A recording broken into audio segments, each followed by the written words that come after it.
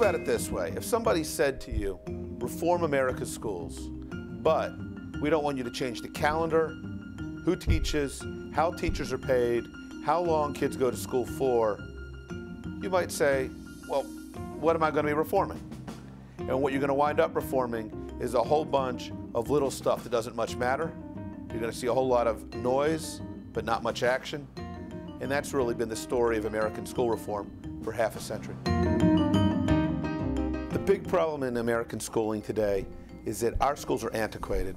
They were built in the 19th century for the purposes of Americanizing immigrants in an era when blue-collar work was what folks did and when finishing high school was a luxury.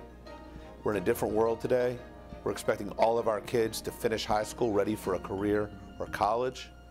We've got to tap a labor force today in which we can no longer count on college-educated women to become teachers.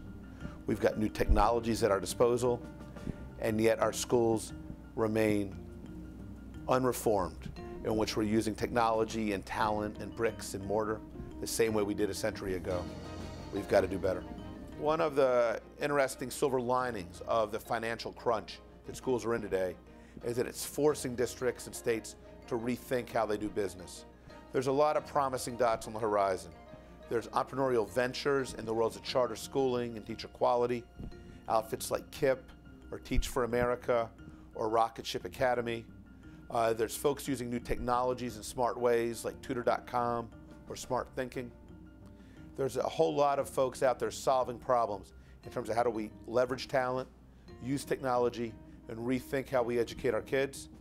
The key is that we need to create room to do it.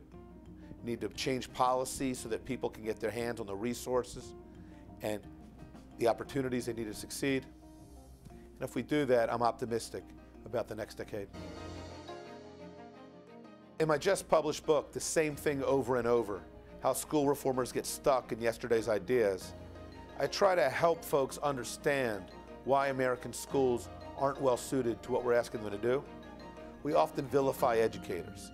It's not about vilifying or blaming anyone.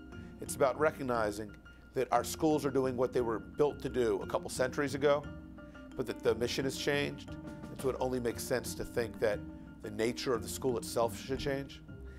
In this book, I try to offer an accessible, pretty reader-friendly highlight history of how we got to where we are and a lot of thoughts on how we can start to imagine a different future.